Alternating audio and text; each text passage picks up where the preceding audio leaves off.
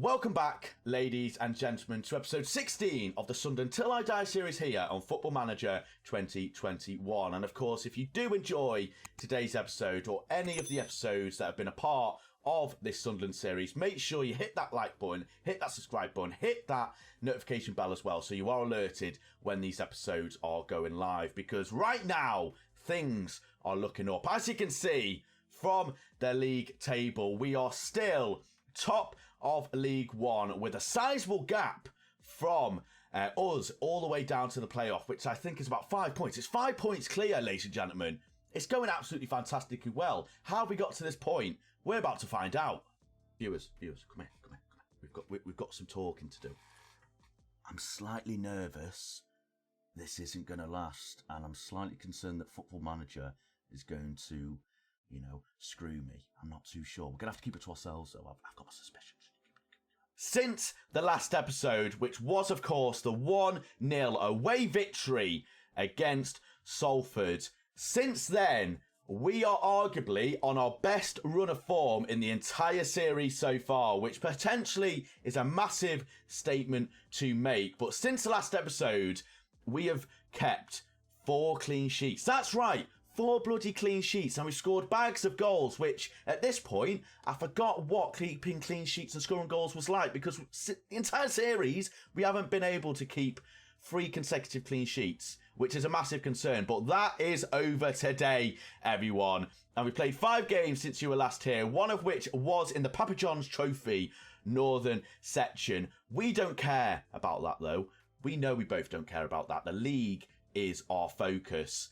And in the league, we are absolutely bloody fantastic. Unbeaten in 4 against Charlton, Coventry, Crewe and Doncaster, which we will go through in just a second. But we need to go through the most useless trophy in world football, the best pizzas, but the most useless trophy, the Papa John's Trophy Northern section, where we did lose 2-1 away from home against Lincoln.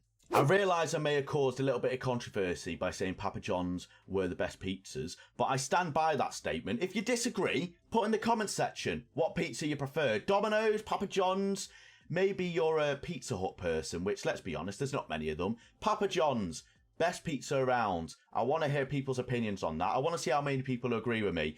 But in this game against Lincoln, in a game that you'd arguably say we should be winning, I think Lincoln are in the league below us, I believe. I think they are in the league below us. No, they're in the same league, sorry. So they're in League One. So it makes it even more bitterly disappointing that we did lose. However, I didn't really go into this game with much, not confidence, but I didn't really go into this game with much, careness, if you so to speak. Careness, that's the word, Alex. Nice one. English is hard. No, but I didn't really care about this game. Not yet. Would it have been nice to progress? Of course it would. But it would have just been an extra burden on our league campaign because we've had to play more games on top of the 46 that we're already playing. And right now, I don't really care about that. But we gave a good account to ourselves. I mean, it was disappointing to lose. Of course it was. We did initially take the lead through Pritchard in the 10th minute. But then Scully getting himself a brace in a 6-minute, what would you call it, chaos period for Lincoln, where they got 2 goals. And based off the stats, you'd probably say we were probably the better team in the entire game, which we were. But Lincoln were just more clinical. Our attacking quadruple didn't really do anything. With Pritchard still, even with getting a goal, he couldn't get over a 7.0, which really sort of nails down the fact that how poor we were in the attacking areas. But our centre-backs, Dunn and Hughes, them two, absolutely fantastic this year. They formed such a good partnership. And I know there was a comment, which will be on screen now, that you said that Hughes wasn't too great in your save. But he's doing pretty well for us. He's formed such a good partnership with Dunn. And naturally, I was a little bit nervous when you said that Hughes wasn't too good, because I thought it was going to be a classic case on Football Manager where he looks really good in the match on paper, but in the match engine, he doesn't really meet the attributes that perhaps he should be performing too. But yeah, 2-1 defeat, a little bit disappointing, but I don't really care about it, which obviously did mean we are currently bottom of the Papa John's Trophy.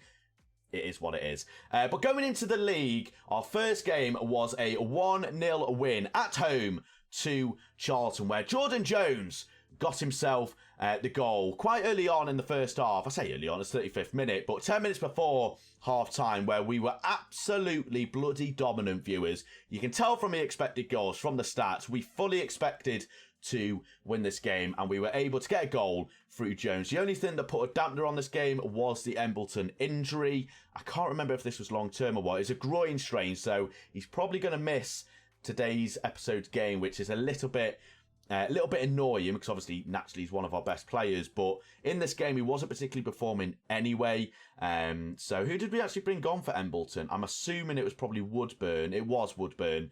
He got the same rating as Embleton, and I feel like our attacking midfield in behind the striker is struggling a little bit. Pritchard has been fantastic, but we can't seem to create chances when we have that attacking midfielder, so I might have to switch things up with him. Because he doesn't seem to be really getting involved. But a very crucial 3 points against Charlton, a very dominant performance. But then we unfortunately followed that up with a very disappointing 0-0 draw at home to Coventry. Unfortunately, no goals to be shown in this game against Coventry. The only notable thing that happened in this game was a very, very late 90th minute red card for Luke 09, and it makes it worse because he came off the bench and got himself a red card. So absolutely stupid from Luke, which could have very easily cost us the game very late on. Thankfully it didn't, because I did start time wasting. I didn't want to end up getting a loss against Coventry, especially at home in front of all them fans. That is the last thing we want to do, especially with the pressure on my head as well. Thankfully we were able to see the game out. However, looking at the stats, you're arguably saying that we should be winning this game, and I completely agree. Better expected goals, better shots, but what seems to be the theme throughout the past few games is our attacking sort of side seems to be a little bit inconsistent, especially Pellegri. If you're an eagle-eyed viewer, you will realise that Pellegri hasn't scored in quite a few games. I think he's 3 games without a goal, which for his standards is terrible. For any other striker, they'd be like, it's absolutely fine. For a man of his quality, who has got 10 goals up to this point in League One, that's not great for him, and we need to keep a close eye on him, because the last thing we need is Pellegri going on a goal drought, because that will hinder us massively. Thankfully, we have the likes of Pritchard, who sort of jumps in with the goals and the assists, and Jordan Jones, who has been getting on the score sheet recently as well. So we haven't had to rely on Pellegri too much. However, there is going to be a time where Pritchard and Jones naturally take their foot off the gas, and we're going to need the likes of Woodburn and Pellegri to pick up the slack a little bit. And then in the next game against Crewe, where we did beat them 2-0, getting back to winning ways after dropping points against Coventry, a 2-0 win where Pritchard and Jones got themselves on the score sheet. And once again, another game where Pellegri does not get himself on the score sheet, and he has to rely on his attacking partners of Pritchard and Jones to secure all 3 points. But that goes without saying, an overall very good team performance from the lads. A very experienced performance, I feel like, from a game that could have been very easily a game that we did slip up massively, with the likes of Burge, Vokins, Dunn, Sanson, Dobson and Power all getting really, really good ratings to see out a very stubborn Crewe side. Looking at the stats, it was probably a little bit too close than we would like. Yes, Crewe had 5 shots, only 1 on target, but if you look at our performance from the shots we had and our expected goals, at home you'd expect us to be a lot more dominant. So for us to secure all 3 points with a 2-0 win, especially with 2 of our attackers struggling at the moment and in a little bit of a goal drought, it's good to see. It's good to see that goals are coming from everywhere on the pitch, and defensively we are very, very secure as well. It's lovely to see, and I think that's a massive credit to the overall team. Obviously, went into this season not entirely sure what to expect, whether or not we were going to be particularly good, but we've been really, really good so far. And obviously, our 3rd clean sheet in a row, our 4th clean sheet in the league actually. So it's going well defensively, and it's nice to see our defensive duo doing bits at the moment. But we then did follow that up with a 4-0 win away from home against Doncaster. Now, Doncaster are, of course, in the relegation zone, so a game that you'd very much expect us to win, but same with Crewe, a game that we could very easily slip up on. A little bit of a banana-skinned game, I feel like. But Pellegri, as if he could hear me complaining about him and criticising him, he decided to get his 3rd hat-trick in the season with a very quick brace within 2 minutes. 16th and 18th minute, Pellegri getting himself 2 goals and then completing his hat-trick in the 68th minute, and Pritchard getting himself on the score sheet as well just after half-time in the 48th minute. And this was a very close game as well. Looking at the stats, once again, we probably didn't deserve to score 4 goals based off the expected goals and the shots that we had. We scored 4 of our 7 on target. Donny were probably pretty unlucky not to get themselves at least a goal, but I think it's safe to say that we probably did deserve to win. And thankfully, Pellegri getting himself back on the score sheet with a little bit of a bang with a hat-trick. 3rd hat-trick in a Sunderland shirt is absolutely ridiculous. I don't think I've had a player have such a good impact so quickly in a club that he's come to. I mean, what a man he's becoming. Hopefully he doesn't go on that goal drought again, and hopefully he can continue scoring. I mean, never know, he could get 7 hat-tricks in a season. I'm assuming that would probably be a record. But of course, going into today's game against Ipswich away from home, this is a massive game for the playoff / promotion push that we want to have, where Ipswich are currently 6th in the league, so they are in the playoff spots, and if we do win here, we will extend our gap from one team in the playoff spots by 3 points. So that will put us what? Oh God, quick maths. 8 points clear of Ipswich. So that'll be quite nice. And obviously, if results go our way with the likes of Lincoln, Barnsley, Oxford, Walsall, for a few teams decide to slip up, we could run away with it a little bit. And that's what I would like to do. By Christmas, I would like to have a fairly good lead on the teams in the playoffs, because if we don't win the title but we still get promoted, I won't entirely be bothered, as long as we just get promoted to the Championship. And that is the focus, right? That is the main focus. I mean, if we look at the lower league of the table, Crewe, Gillingham and Wigan and Charlton are all in the bloody mud, and Salford bang in the middle. I mean, out of curiosity, what games have we got coming up soon? So we've got 11th, 13th, 14th and 2nd. So we have got Blackpool. That's definitely going to be the next episode. But we've got some very winnable games coming up. And obviously with that Blackpool game, we could run away with the league a little bit, which is my hope. And obviously I could be being a little bit ambitious, but if we're not ambitious, what are we? We're content, and we don't want to be content. But of course, going into today's game, the team that is going to be playing for I've just seen it.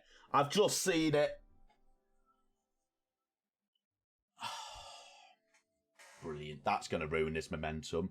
Pietro Pellegri is out for 2 weeks. I completely forgot about that. Did that happen recently? Did I forget about that? Oh, it must have happened literally. Oh, that's so annoying. So Pellegri's going to be out for this game, which means we're going to have to rely. Oh, flipping heck, right. We're going to have to rely on Ben Woodburn here, and we're going to have to put an unfit Embleton in that attacking midfield side, where he hasn't been particularly great, and hopefully Woodburn can maybe be at least 10% as good as Pellegri's been. That has hampered our chances quite a lot against a very difficult Ipswich side, and that's so annoying. Can we not inject him with like stuff? I mean, that sounds very suspicious. We can't. I'm assuming it's a little bit too late. Oh, that's a disaster, viewers. That's a bloody disaster. 13 goals in 9. Oh, that's not great. Well, yeah, this is the side we are going to be going into this game with. We're going to have Burge in goal, Vokins, Dunn, Hughes and Sanderson as your defensive 4. Midfield double of Dobson and Scowen. Embleton, Jones, Pritchard and Woodburn completing your attacking quadruple. Get your score predictions in the comment section if you've got any. Do let me know what you think or how you think we'll do against Ipswich. And I've just realised we have got a game in quick succession against Sheffield United, so I might have to rest my boys after this game. Come on, we need to substitute for you, Alex. Let's put Gooch on. Let's not put Gooch on. Let's put Gooch. Do I have a spare goalkeeper? I don't do it, do I? Oh, right. I mean, Fraser, he's on. I've crumbled there. But Fraser, this is your time, mate. This is your moment. 16-year-old Scottish legend. Can he write himself into Sunderland folklore? We're about to find out. Is a legend about to be made? Oh, I'm excited. I'm bloody excited. Here we go. Come on, Fraser. I have faith in you, my boy. Right, going into the dressing room, we need the right team talk. We're going to, especially individually, where is he? Fraser. Pressure's off today. Go out there and enjoy yourself, my son. He doesn't care. Brilliant. That's gone well, innit? Oh, for God's sake. Right. Let's go into the game. A goal after 1 minute from Fraser. 40-yard volley. Maybe. Now, of course, we do need to keep an eye on results around us. If Blackpool do score and do start winning, they will go top of the league, as we do have a very early chance. Hughes with a back post header. Another Pritchard assist. Pritchard could break the assist record. Pellegri could break the scorer records, but goal scoring centre backs. I made a point that a lot of our goals come from different areas of the pitch, which is really, really good for us, and that very much compounds that fact. Hughes with a fantastic header, gets above his man.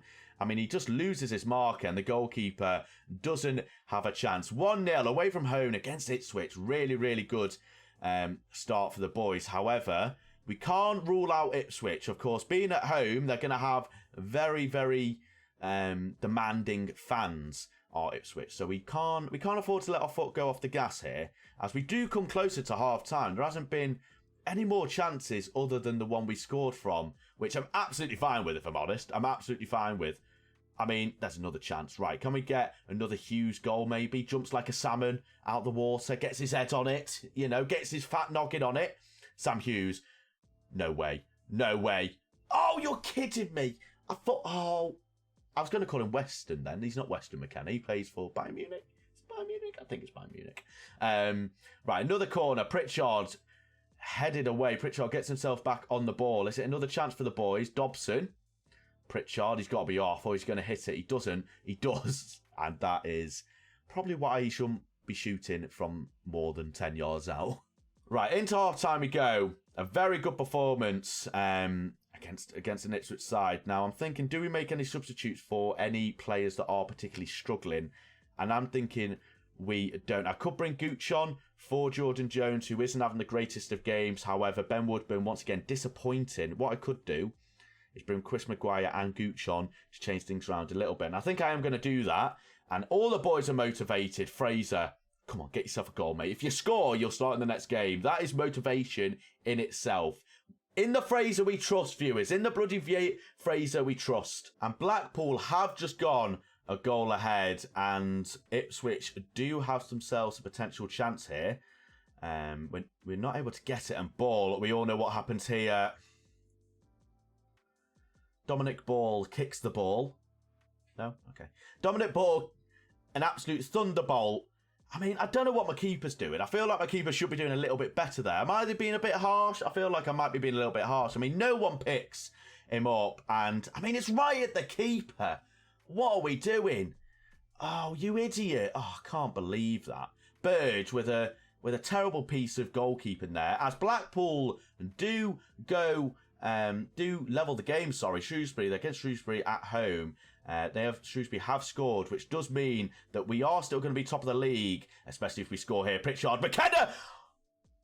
Holy on the ball, and holy smokes, it was his time. Oh, I thought that was the moment, viewers. I thought that was the moment. Right, we're going to go more attacking. I've decided we're going to go for it. I can't go for it anymore. Right, attacking. We're going mental. We're going bloody mental. Final few minutes. Can we get a late hero? Pritchard. It's got to be. For the love of Maguire. Please, just get the ball in the pot, you idiot. I can't believe it. It's so stressful. I can't believe it. I mean, the ambulance guy's looking the wrong bloody way in that picture. I mean, he's looking at the bloody garages. Oh, right, Pritchard. Done. I'm not done. Oh, come on. 3 minutes to go. Oh, God damn it, McKenna. You've let me down, mate. For Pete's sake. Oh, Fraser McKenna, you're demotivated. It's because you're only 16. I'm not going to call you shit. But you are shit. You're terrible. I mean, you're just not great, are you, McKenna? I can't believe it. Oh, I mean, it keeps us top of the league, but we are level on points with Oxford, and that does allow teams around us to get closer to the position we're in. With Barnsley winning, it looks like, and being a point behind us. And we're only in front by goal difference, so we need to... The pressure is definitely on now if we want to start... if we want to meet my goal of being clear by Christmas. We've only got 2 months until then, and hopefully we can get some very important wins. And the next game is going to be a very important game against Blackpool. We've got a big break, a whole month. We're at the start of the month. We're going to go to the end of the month. Away tie. This is going to be a massive, massive game. Once again, there's only massive games on this channel, viewers. Only massive games. And that is the game we're going to come back to. But of course, if you have enjoyed today's episode, make sure you hit that like and subscribe button. Any feedback and constructive criticism is always appreciated. Do let me know how I can improve these episodes. I really, really do appreciate it. But of course, have a good morning, afternoon or evening, wherever you are in the world. Stay safe, and I'll see you in episode 17. Goodbye.